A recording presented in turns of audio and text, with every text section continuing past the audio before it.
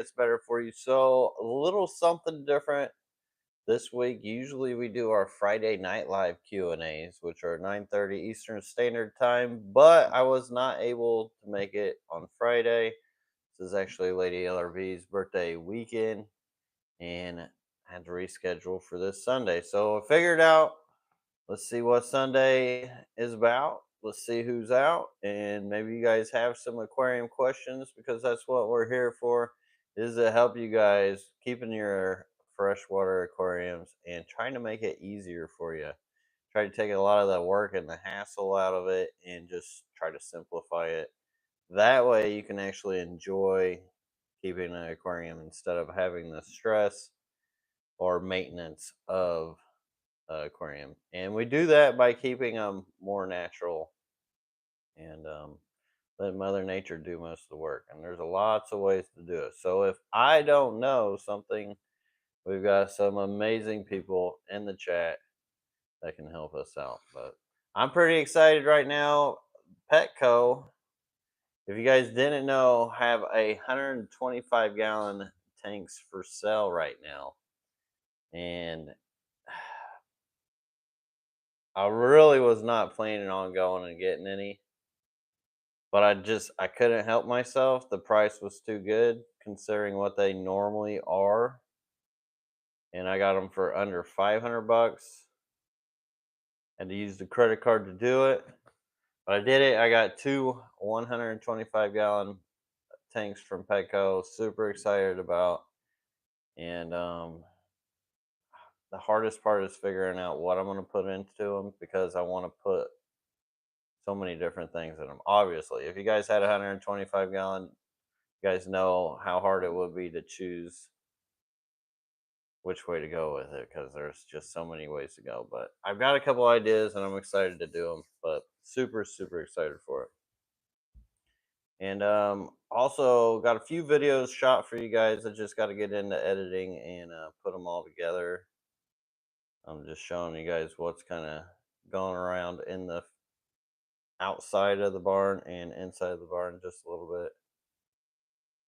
But we'll get all to back on track and doing all that stuff here sooner than later. But main reason why we're here is for your questions. So if you got them, please throw them out there because it makes my job easier. It's a lot easier for me to answer questions and what other people want to know than ramble on about myself.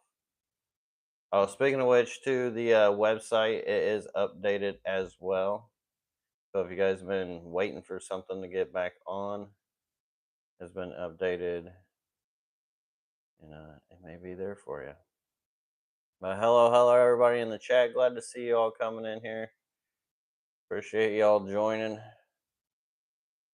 along for this live stream, and see what happens. The thing about these Q&As that we do is you never know what questions will be asked and the things that we can actually unravel or unveil within these conversations. It's my favorite part about doing the Q&As. And probably another reason why I've learned so much within this hobby too by doing these Q&As. Because you guys have taught me a lot as well. Matt Flash says, "Can you explain half-back guppies, the tuxedos?" So the tuxedos, I'm not like a professional like at guppies and all their different designs, but the tuxedos I know is usually on the chest of the fish, and it kind of like divides the color to where they'll usually have something more towards the back and then like a different color chest. So like the Moscows and the or sometimes I think the Moscows are sometimes called tuxedos. I don't know like a really good explanation for them. So I don't know. Maybe somebody in the chat can help us with that. As far as my understanding, that's about all I know on that. He shot says I caught one of my rope fish with the other's tail in his mouth and he wouldn't let it go. Have you seen that before? Possible breeding behavior? Wow, that is quite interesting because I have never seen that ever. Like they have pretty decent mouths, but I've never seen one try to nip at another one. I see them intertwine, I see them rub up on each other, stuff like that, but never any like aggression because normally they're pretty peaceful fish. Unless there's some kind of like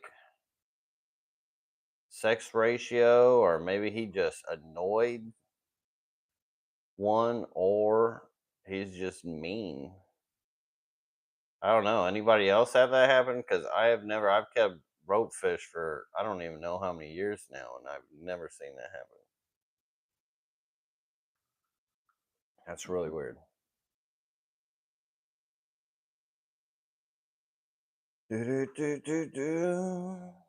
Neo Veritas says, I caught my rope fish with a lemon tetra in his mouth. LOL. I believe that. If they can fit, if it's like, maybe he's just hungry too. I mean, shoot, the things people do, and I can imagine animals too, when they get hangry. You could just be hangry and taking it out on the other rope fish. But they will eat smaller fish in their tanks if they can catch them and fit them in their mouths. Prodigal Aquarius says, thinking back to the 70s, tux color starts behind the gills, half black starting around the dorsal. That was a long time ago. I would say, as far as what they were classifying in the 70s, probably a lot better answer than I was given. I would say it's probably more towards the roots of what it should be. Because sometimes that stuff gets diluted. Terry LaPierre says, do you think filterless and floating plants is a bad combination? No, not at all. Not at all. It's actually a pretty good combination. If you, matter of fact, after this, or whenever you get a chance, if you type in LRB top 10 unusual floaters, all kinds of different floating plants or plants that you can float that you wouldn't really think that are floating plants. Um, you will get all kinds of ideas from that video of what you can do with filterless floating plants. Now, if you have like duckweed or one that like completely suffocates the top of the water, then it probably does help to kind of leave a little space open that's not fully covered. Big reason why I don't do a whole lot of floating plants is just getting into my tanks. It can really like bother me. Oh, this is messing with the light. I have to turn that off. My regular light broke that I use on the backdrop. I'm gonna use a flashlight, and that was not working. Was that flashing for y'all? Did you guys see that? Where it was messing up the frames? But yeah, big reason why you don't see a lot of floating plants in my fish room is it's just a pain to get around. I gotta keep it functional. Jessica Hussey says, LRB, I have a few glass cats that don't seem to grow. I have seen them big. How long till they get adult size? Um, they are pretty slow fish, slow growers sometimes. If you have some to compare them to from the adult and the juvenile size, maybe it's a male and female thing. I don't know if they're the same age, but I don't know because the question is how old are they when you actually get them? Like, I don't know if they're a year old, 2 years old, 3 years old. Nobody's ever told me what the age is of any glass cat at any time. And I've never bred them. I don't think they've really been bred captively much at all. They've been on my breeding bucket list for a long time. Matter of fact, one of my favorite fish. And if I had 1,000 gallons and I could only stick one fish in it, and money was not an object, it would probably be like 1,000 of those, which would just be awesome. But that would be expensive. That'd be like $10,000 in fish alone. Um, That'd be cool. So I don't really know. Like, I couldn't give you like a date, but I would imagine after a couple of years, if they're not, I mean, it's not much you can do about it. You can't like, you're not going to give them growth hormones. That can't be healthy for them. Or feed them more. Like they grow how they grow, so I wouldn't worry about it too much. And sometimes some fish are smaller than others, so you do have runts of the litters and stuff like that. Barbwire says, "Is a small fish dumb enough to choke on a white worm that's too big?" Well, let's just say shit happens, Darb. Shit happens. I don't know, but I almost choked on aquarium water at one point. So I mean, stuff does happen. Hard telling. I have seen fish like actually drown themselves. I've seen them like jump up, knock themselves out. I've seen fish die in so many weird, weird ways. Know that Thousand Ways to Die? There's probably a lot of fish versions you can do. Neo Veritas says, "Do you still have that trout Goodyear colony going?" So I do. I got them going outside, and I got a little colony going inside as well. Matter of fact, I was thinking about turning the one of the 125s into a trout Goodyear tank.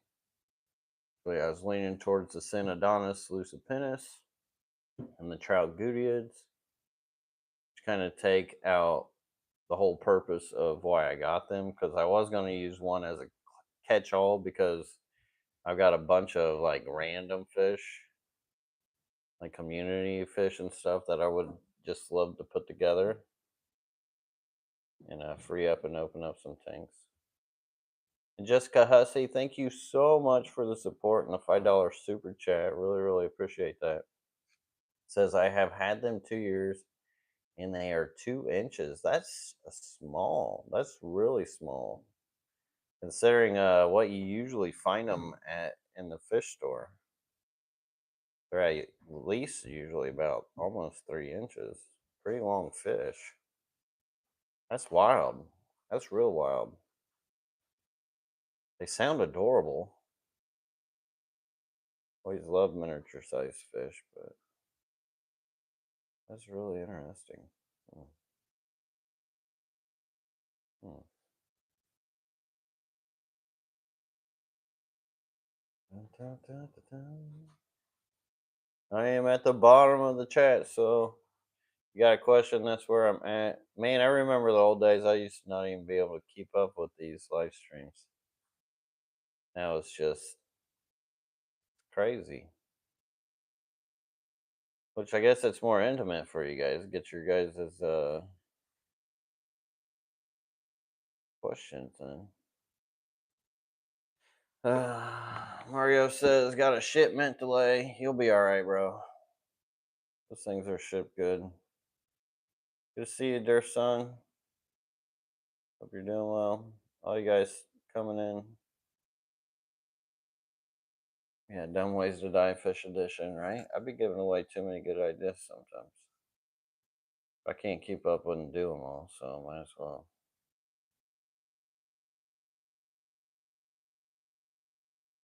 Barbwire says, had a betta get stuck in a hole of an aquarium co-op shrimp dome and die. That's rough. That's rough. Big reason why I don't keep a rainbow fish in rock piles together. They're just not smart enough to get out of the rock piles. They'll get in the rock piles, but they are not the best to get them out. I've seen it happen too many times. So, a little PSA: rainbow fish and rock piles do not go too well together. Chuck's Fish says, "You trained us all well. Not as many here for the knowledge." Yeah, I try to update you guys with some things, and glad that you guys are even listening. So good to hear, Chuck, and always good to see you around.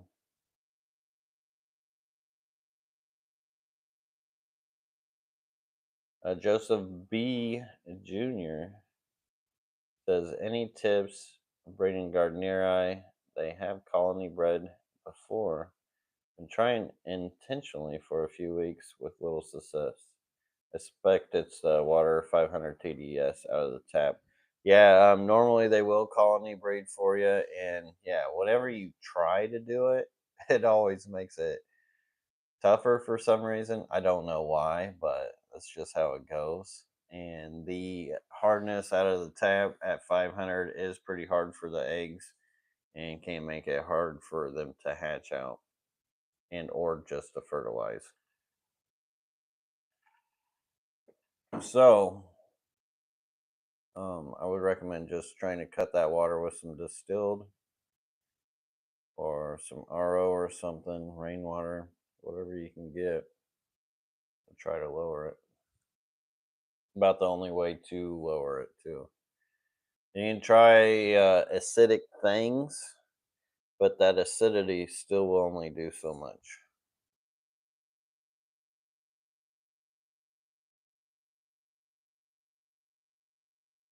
Well, that's cool, Shema. That's why I thought about doing this Sunday stream too.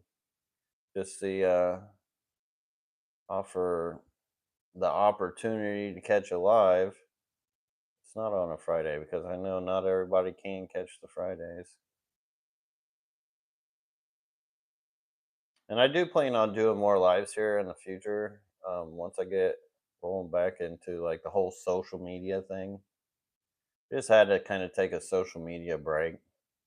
It does become demanding sometimes.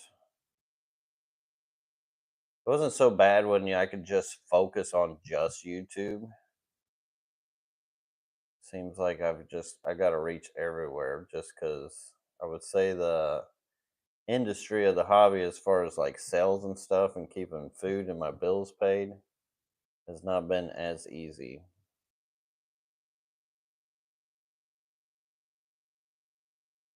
And I think that's just a lot more competition, not as many people with disposable income because it is kind of a luxury hobby keeping aquariums. It's not like a need. Running water says, good evening. Have you ever had any coolies breed? So I haven't personally had any coolies breed. I do have a book that talks about breeding coolie loaches. I do have some coolie loaches. I just don't have the time to like focus towards breeding them. But I should try. But what they used was like a PVC, like a small little PVC pipe. And I guess they would go in there and do some things. Matter of fact, I've got the books. Actually, give me like 1 second. I'll probably pull the book out here real quick, and I can show you guys. That's a picture's worth 1,000 words. This is actually one of my favorite breeding books that I got from a long time ago. That had all these like, whoa, kitty, I about sat on you. Cat jumped on the chair right when I did. Say hi, kitty. Hi, kitty. All right, but this was one of my favorite ones. As you can see, there's a peacock gudgeon there on the front. Harlequin boars, zebra tetras. I remember they had one for coolie loaches here.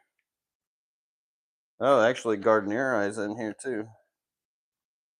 We were talking about those earlier. Oh no, I'll hold it still. You can take a screenshot, look at it later. I actually went through this book a long time ago on my channel. Matter of fact, I think that was the live stream I did. Joey, long time ago, donated like $100 to the channel, which was crazy. That was like my biggest tip ever on my channel. But here it is, the coolie loach.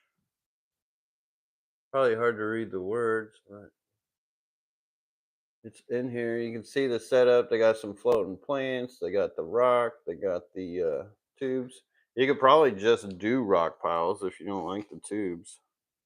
says soft acidic water below 50 ppm, pH is 6. 50 ppm is pretty soft. Mid-range temps, mid 70s to 80. Females fill up with the eggs during the breeding season, but otherwise it is almost impossible to sex these fish. Coolie loaches love a well-planted tank where they can scuttle about rooting out any morsels that have fallen between the fronds. And then it says the fry can be really difficult to find any fry any in the early stages of development. In fact, the first time most aquarists realize their coolie loaches have bred is when they find miniature replicas. So often when people do breed them, it's more of an accidental thing. Feed them microworms, hatch brain shrimp. Anyways, love this book. Absolutely love this book.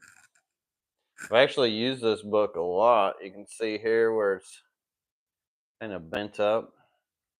Actually used it a lot for making spawning mops, because what better book to make us spawning mops with?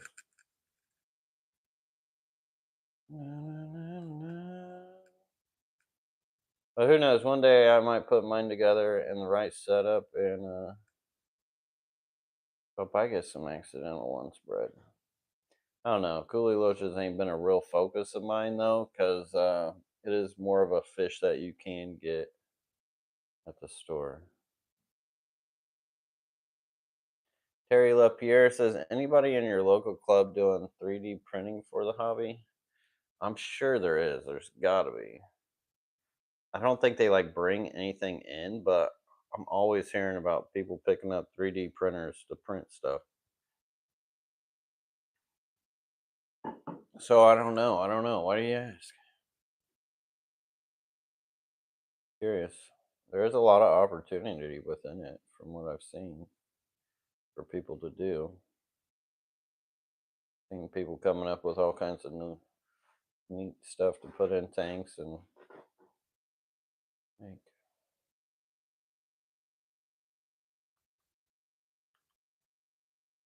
Running waters. Oh, I already read that.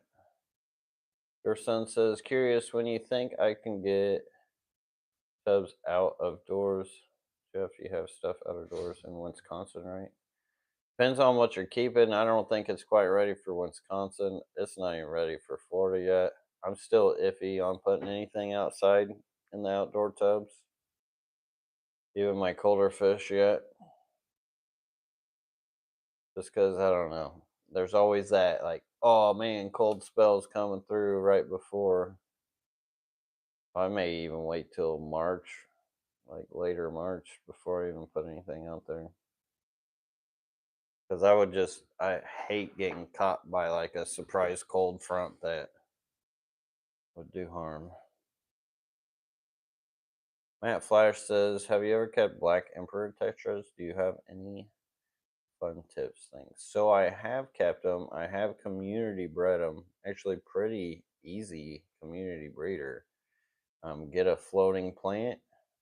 Pearl weed's actually one of the best tanks. If you can just get a tank full of pearl weed, they'll throw their eggs in there, and as long as there's some plants on the bottom and the top for the eggs to fall into, and then the babies to hide into, because after the eggs hatch, the babies will start going towards the top of the water.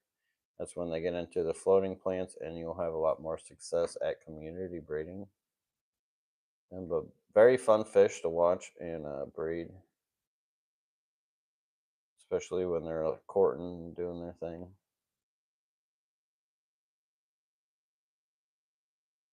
How spicy says my MTS is being restricted by increasing energy costs. UK power companies are taking advantage. Same here, dude.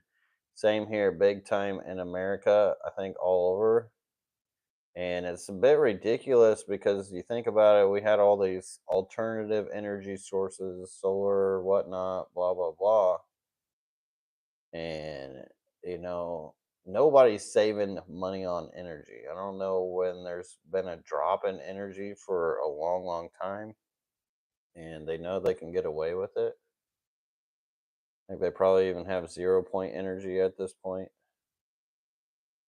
and they're just feeding the cow. It's unfortunate, but hopefully a lot of that stuff will change here soon in the future. Because there's no reason why people can't have more power and electricity. We have the technology.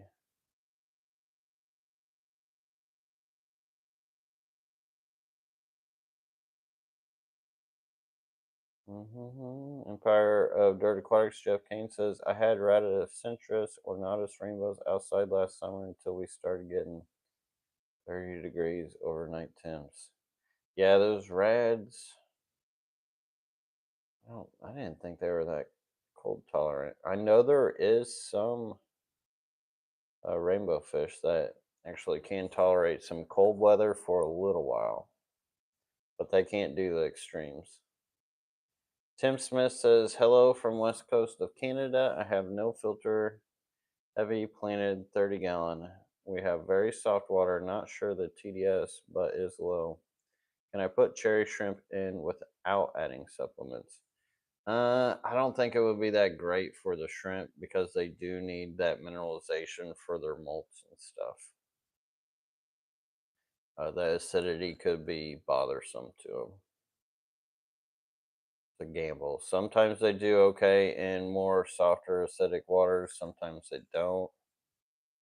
Definitely a gamble. Depends on how they're grown up. But I would say get some mineralization. Something to harden the water.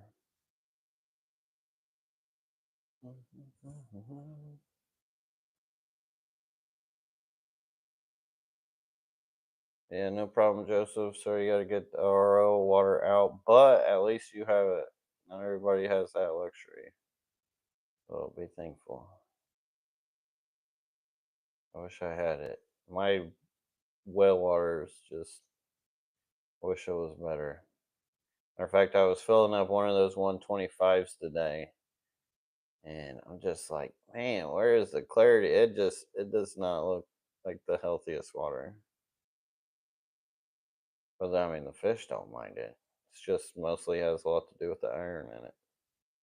Matt Cohen says, I know you're not a big test kit water test guy. Have you tested your no filtered tank water for ammonia nitrates or nitrites and nitrate? So with the plants and the microorganisms, they actually eat off a lot of that stuff. So there's not going to be much measurement for them. But no, I haven't. I can tell you, there won't be much measurement for them. Running Water says, cool, thanks. Who is the author of that book? Was that Tank Masters? It's backwards on the screen. So it's Derek Lambert, I guess, was the name of the author, but it does say Tank Masters, a practical guide to breeding your freshwater fish. Picked that up at a half price books. Long time ago. Holy crap. Matt Flash says the breeding book you showed sells for $137 on Amazon, but sells for 20 or less everywhere else. That's weird. Crazy. That's crazy. Well, I'll be holding on to that one. Ever thought about opening a local fish store in your life? I have, and it's a big reason why I haven't opened up a fish store because I would not want to have to clock in, do the hours, and mess with all the extra payments too, because that's another property, more insurance, more headache. Life is short. Life is for the living, and the less I've got to be constrained and tied down, the better for me. I'm very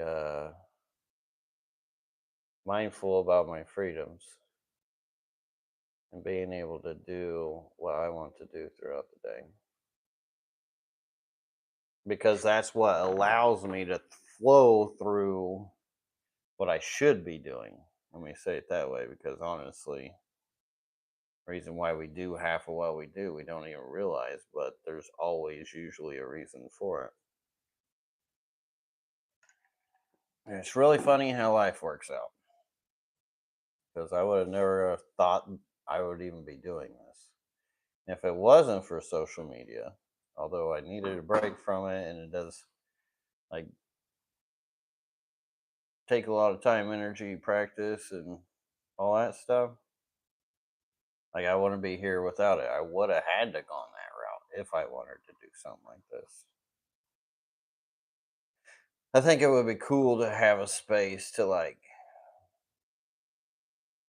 meet up with people, other fish-minded people. Matter of fact, I went to the fish store. Oh, something fishy in Gainesville, which is where I got the 125s from Petco in Gainesville. So of course, I had to get me some fish. I just felt like spoiling myself because, like, well, if I'm gonna use the credit card, I might as well get some fish too. And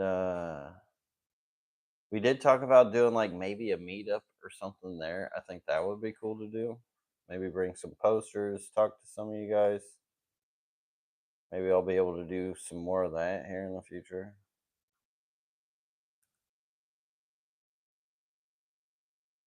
I know I missed some of your guys' questions. I'm trying to scroll on back because somebody asked me about Synodontis. And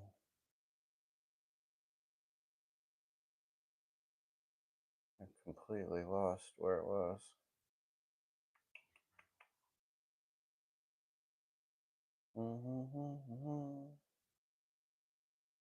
Alright, I just recently purchased 6 German blue rams.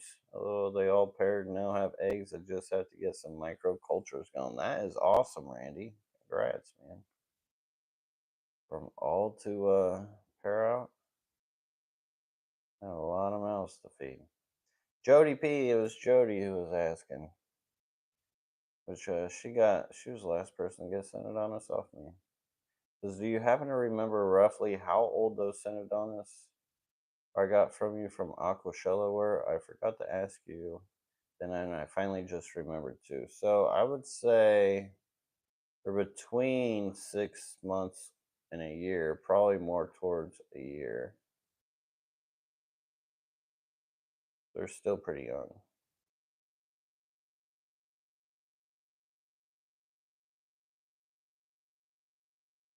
Yeah, Veritas7 says, ever thought oh yeah, I read that one. Now I'm caught up. All right, Keith Hoagland says 180-gallon outdoor tub to breed endlers, good ratio, male to female, and total number of fish. That can actually be rough sometimes because sometimes it's just who gets along with who. I would say one male to every two females a good ratio, and or just pair. If your endlers are used to being in a group, keep them in a group. And let's say just as long as you got them in there, like if you have more to breed, it depends on the space. 180 gallons is a lot. That's going to be a lot of endlers. I would also recommend, so with my endlers, I only keep so many endlers. Like I couldn't imagine sticking endlers in a 180-gallon pond because I would just at the point I've got more endlers than I know what to do with anyways, and then to have that many endlers, I don't know, that's a lot. So it really depends on what you want out of it and what you're gonna get out of it. And I know sometimes it feels very like you want to just hit the ground running and you want to breed like a ton of them, but you're gonna have to feed them at some point too. So I don't know. Just be careful not to do too many if you can't really get rid of them. And Jody P, thank you so much for becoming a member. I appreciate that. We need to do a members live here soon. Matter of fact, I was hoping it was going to be warm enough today, which it should be like this next week. We may try to live stream just outside of the barn for you guys. Just hang out a little bit.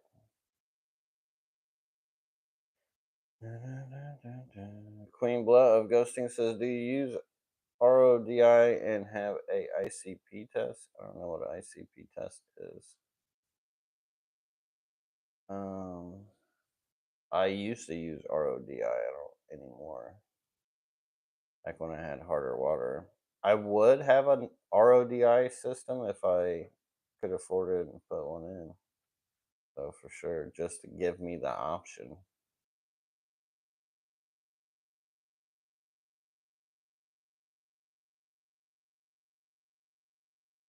Dun, dun, dun, dun, dun. Deacon Bean Cooter says, "Yee, LRB is on." Question: do bettas get a get a scaly head disease? My girl betta seems to have like a patch helmet of discolor infection, like a hole in the head or something. I think I've heard or seen some of that happening before, but I don't have a whole lot of like information about it, what can cause it, and or what exactly it is, unfortunately. So if anybody can help out Deacon Bean Cooter on his beta head issue, then it'd be much appreciated. And if I see it for you guys listening, I will try to mention it as well. You're welcome, Jody. LRB, you should start selling different microcultures. I actually used to sell microworms a long, long time ago. A long, long time ago. But then it just became too much to mess with. I don't know. And I don't really use a whole lot of microcultures because I don't know, my systems are kind of like their own microcultures. And it's hard to keep up with the cultures.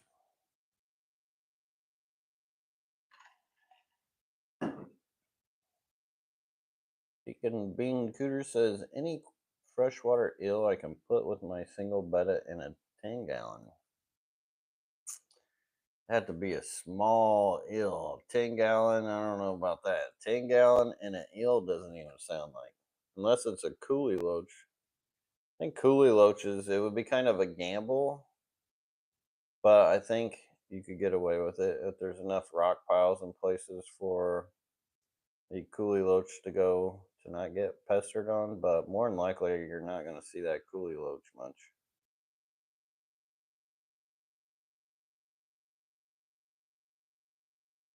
Coolie loaches are quick enough to get away from them, but still, I don't know. Keeping them together in a 10-gallon, that's something I would really do. Oh, awesome, man.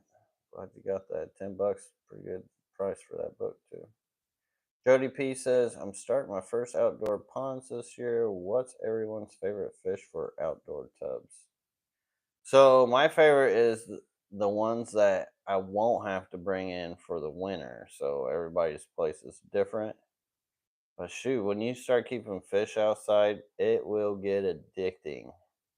It will get real addicting. Matter of fact, that's what sent me down a lot of what I learned with keeping the like more natural and filterless tanks was from keeping stuff outside. From tetras, rainbows, angelfish, barbs, you name it. And I would say just dabble on what you want to keep out there because that's where you're going to learn the most and what you're going to enjoy the most.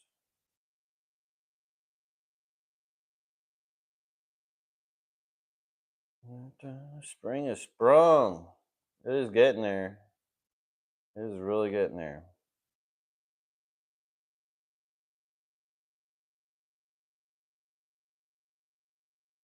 ICP test is a test to know what is in the content of the tap water in details. Oh, interesting. Yeah, no, I don't. I've never done that. Me. Okay, scroll. If you do got question marks, best to throw a question mark behind it because if not, I will not see it.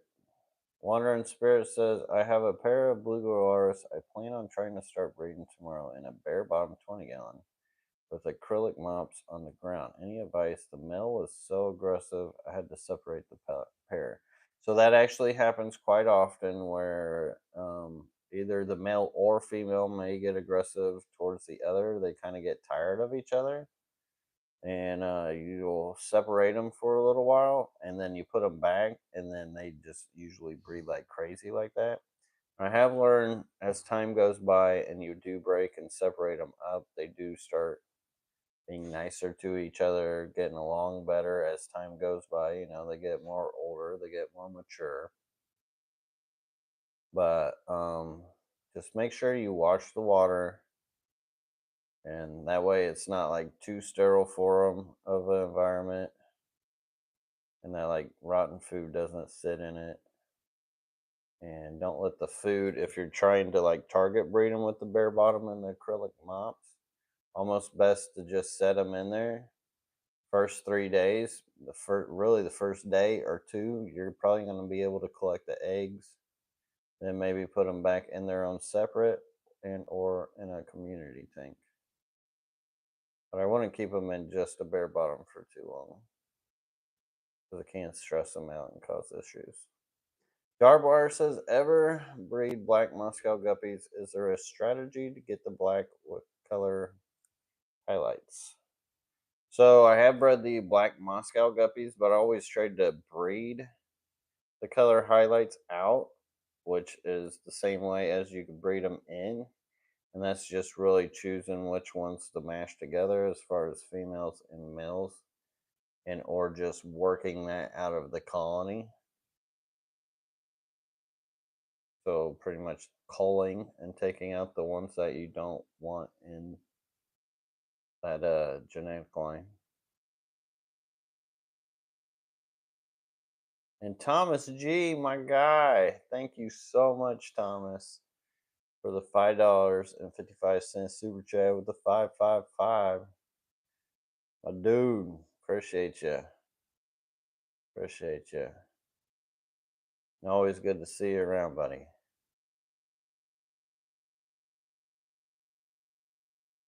Deacon Bean Cooter says, do loaches, catfish, or cories have pokey bones that can hurt me?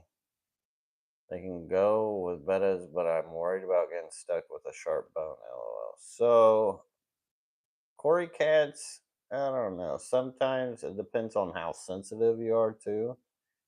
They could be considered to have some pokier spine bones or pectoral bones on their fins. Some catfish, loaches usually don't. But as long as you're not like putting pressure on it or gripping them, any of the pokey parts of those fish won't really poke you. So it's more of a defense mechanism. So if like they were to get eaten or somebody was to grab them, gives them kind of a like, hey, don't do that, or I'm not that comfortable to eat.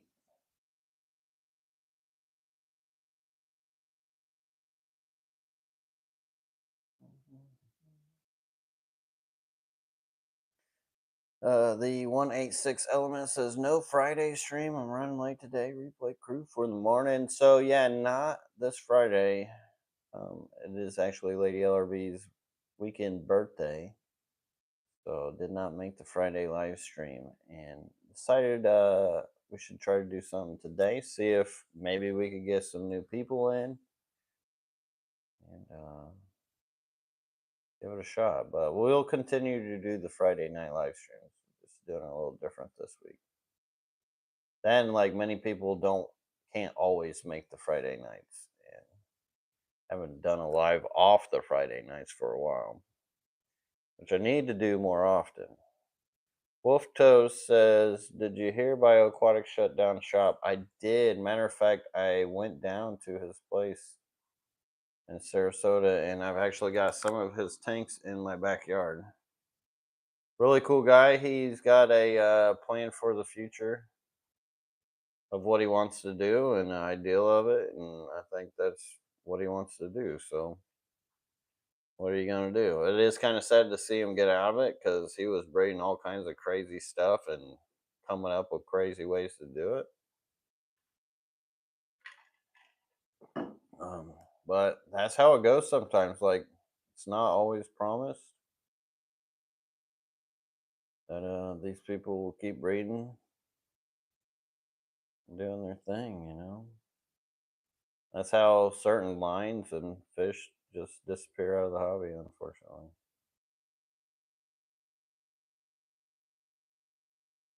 I really did appreciate his work. The hurricane kind of was the nail in the coffin for him. A lot of that rainwater got into his tanks, and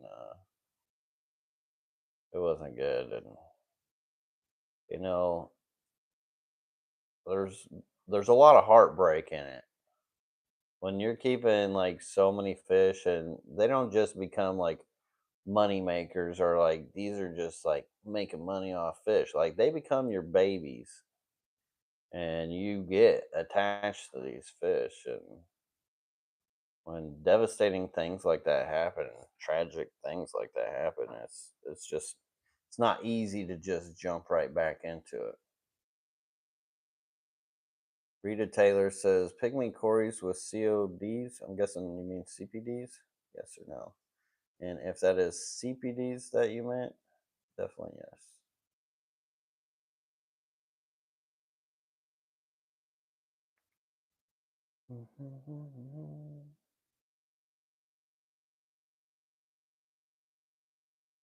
Finding the pet store betas require like a month detox period. I can imagine they do give them tons of meds as they go through all the lines to get to the pet store. That's why whenever I do get new fish, I just put a heater in there, turn the heater up to like 80 some, because usually if I get them at a regular fish store, they're coming with ick. So it's just preemptive to get their metabolism up, detox them out of what's coming out, make sure the ick's not going to grow on them. And ever since I did that, along with the fish bass, it works pretty good instead of like hitting them with all the medications. That's not so good for the immune systems. And the immune system's super important with fish, just as it is with us. Deacon Bean Cooter says, advice for 10-gallon setup. I only can go max size 10-gallon. So, oh god, there's so many ways to do it, dude. There's a million ways to do it, and it all depends on the fish you want to keep. And I know you probably want to keep a lot more, but then that 10 gallons only so much, and that's where the nano fish and the smaller fish are very handy, because 10-gallon space could be a good amount of water for a lot of these smaller, like rasboras, tetras, and other things. So the best thing to do is just go in the fish store, look around, see what you like, and then see what makes sense for your 10-gallon. And as far as decorations, there's so many ways you could do it with plants, rocks, driftwood, and or just figurines and other things they make for a 10-gallon. So the best thing to do, I would say, is try not to rush it, piece it together as it goes by. I think that's the best way to approach a new aquarium. Try not to buy all the fish at once. Add them as you go. Because, maybe one day you're going to be like, ooh, I want just a tank full of these fish. But then you go to the fish store and you're like, oh, dang, I wish I had these fish. And that's going to happen. And then you're going to have to make choices. And as far as setup, it's up to you. You can go no filter, you could go filter. I personally love the no filters for 10 gallons. because it's just super easy. You don't have to worry about all the plugins.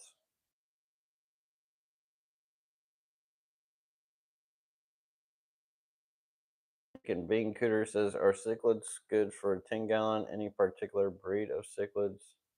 So if you're going to do a cichlid in a 10-gallon, pistos are all right. Rams are all right. I don't know if I would do much anything else. Like even the Shelleys, although they are smaller, like the Tanganicans are smaller. I feel like 10 gallons is still too small because they are more territorial type fish. Which I mean, although a 10-gallon I feel is too small, I feel like a 20 is good enough space for them.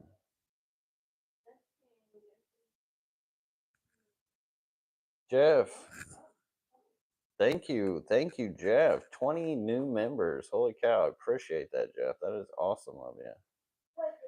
And welcome all new members. Like I was mentioning, I need to do a live stream for you guys here soon. Thank you, Jeff.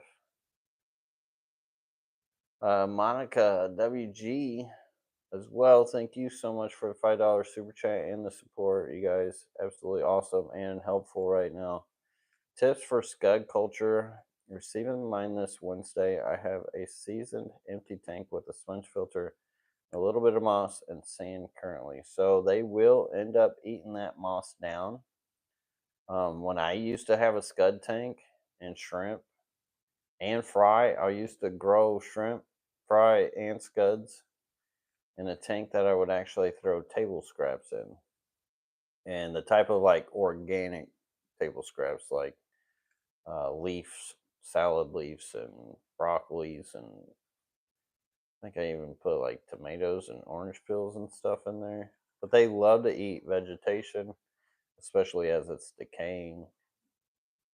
So like algae wafers are really good food if you don't want to throw pieces of lettuce and stuff in. Leaf litter is always good as well. And you don't really have to worry too much with water changes on those guys either.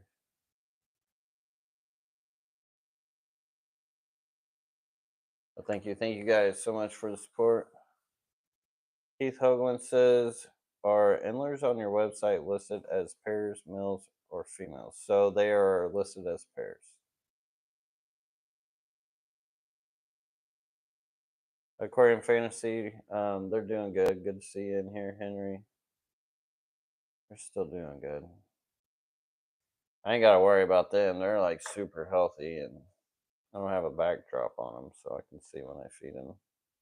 Saya Llewellyn says, did you sell all the extra baby goldfish already? I have not. I haven't put them on my site. I haven't really figured out like what I'm going to charge for them or how I'm really going to sell them yet. Why were you wanting some? So I'll have to figure that out at some point. Empire Dirt Aquatics says, what is the approximate incubation time on Blue Gloris? So it's about 60 days. So about 2 months.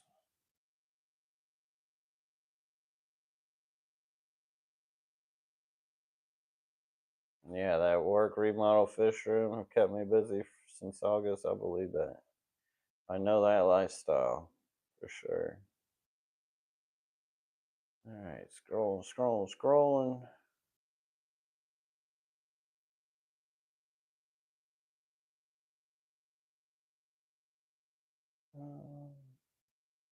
Everyone hit that like button. Appreciate that reminder, Henry. I always forget to tell them. Need to be more of a YouTuber these days. I really got to get into my like YouTuber content creating like cycle role at some point. I haven't really done that so much. I've always been more a hobbyist just because can't help it. I just want to play with fish. One day I'm gonna really get serious about it. Maybe. I'm serial about it. Okay. Well, glad to hear that, hippie zombie. Really, rock piles. They can do a lot for you. Joseph B. Jr., thank you for the membership gifts as well. If it wasn't for Lady LRB telling me, I would not know because they do not tell me on here for some reason. But you guys, absolutely awesome. And thank you, thank you, thank you. And I don't know if I like that better than a regular tip, but I do love having the members come in and need to do more for you guys. It's always a rock and a hard place for me because I don't feel like everybody should have to pay for extra content. But what do I know? Guess I need to be a better capitalist. Arg. Dean Bean Cooter says, Deacon Bean Cooter says, are you familiar with the term fishwife? It's a historical term for a loudmouth, potty mouth woman who sold fish on the corner. LOL. No, I have not heard about the term fishwives, but I could use a couple. Wolfto says, "Is there such a thing as too much mulm?" So no, there really isn't. I've had inches of layers of mulm, just fish thriving in it. And matter of fact, the more mulm you have, the lot more forgiving any impurities and waste is in the system. Queen Blood of Ghosting says, "What do you think of Takashi Amano aquascaping?" So I remember when Takashi Amano and all that stuff started coming out, and he really changed the game with ADA and all that, and with the soils and the things with the whole planted hobby. Like he blew it up. He really blew planetary aquariums up. So I mean, big shout out, much respect to Takashi. And his angelfish tank that he used to have at his house was like one of my biggest inspirations for a long, long time.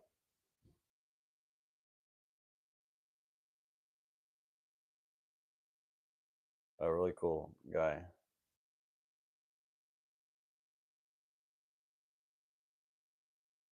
Yeah, do that, Jeff. I would love to see your remodel fish room build.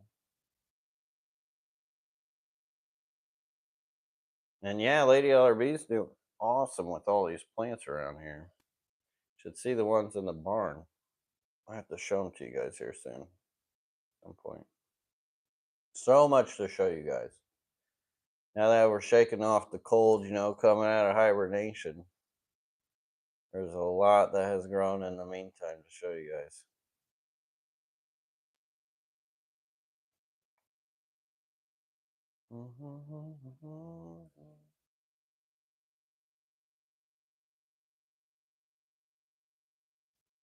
Scrolling, scrolling, scrolling.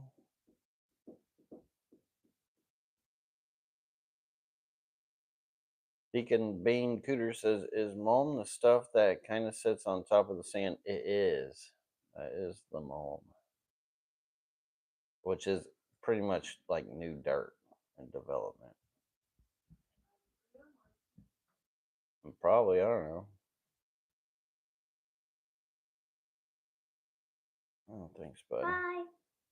There's Wesley. He's my boy. What up? What up, bro? All right. Durson says, "Do you and Grant have the same lines of shrimp?" So my Caradina shrimp are from him, but the Neos are completely different.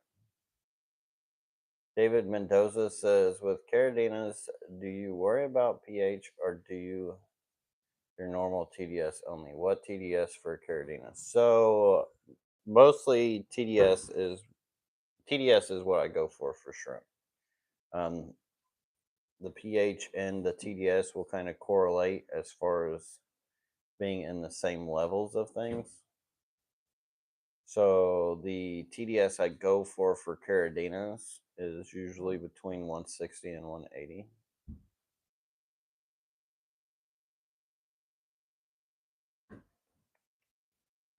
Because you ain't gonna get it every time on the money unless you get real good at it with practice, which isn't that necessary. But 20-point difference quite a bit of wiggle room within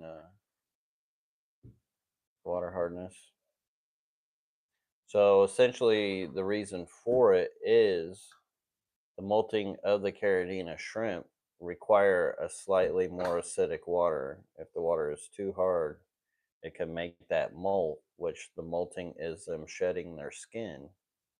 It can make that shedding of the skin too hard for them to get out of. And that slight acidity helps with that. The Wandering Spirit says, is it better to incubate the blue gularis eggs in peat, or can I keep them in water with methylene blue like I do with other fish eggs? Which would you prefer? Definitely the peat, way over the methylene blue by like 100 times. Jeff Kane did it again? Oh my God, Jeff.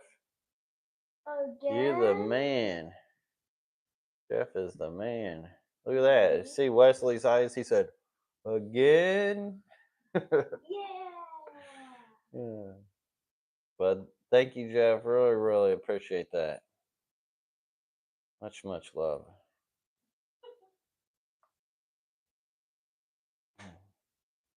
What's Lady LRV giggling about? Oh. What's your shirt say? Eat, sleep, YouTube, repeat. Cool. All right. Well, we are over the hour mark. I have no clue what's for dinner. Any final questions? I do not see any questions at the end here, so I feel like I caught up with them. But yeah, welcome all new members. I feel like the members club has really grown up now. So we're going to have to do something.